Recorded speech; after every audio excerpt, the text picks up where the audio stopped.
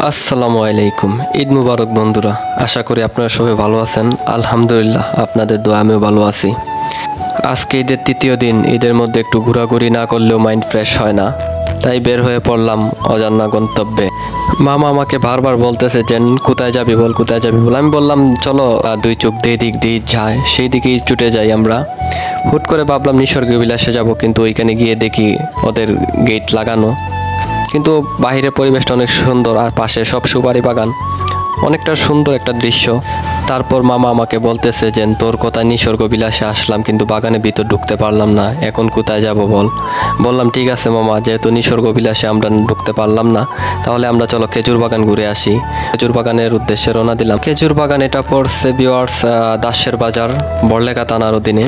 খুব সুন্দর একটি রাস্তা, দেখতেই পারতেছেন, অসাধারণ একটা ভিউ, মনোমুগ্ধকর একটা গ্রামীণ পরিবেশ।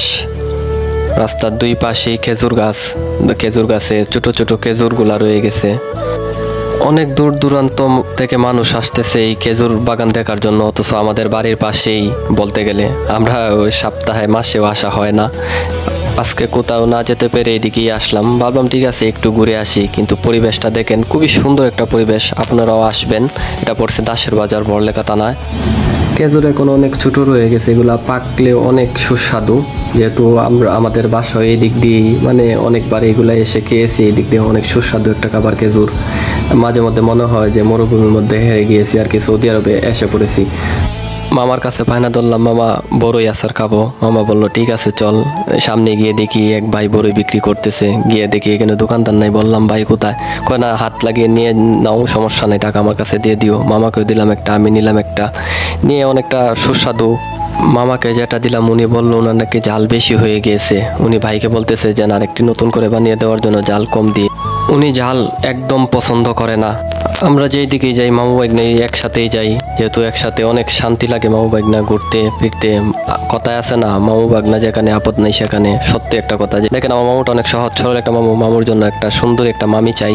কিছু রাস্তা যাওয়ার পরে দেখি আমাদের হুজুর ভাইরাও টিকটক করতেছে।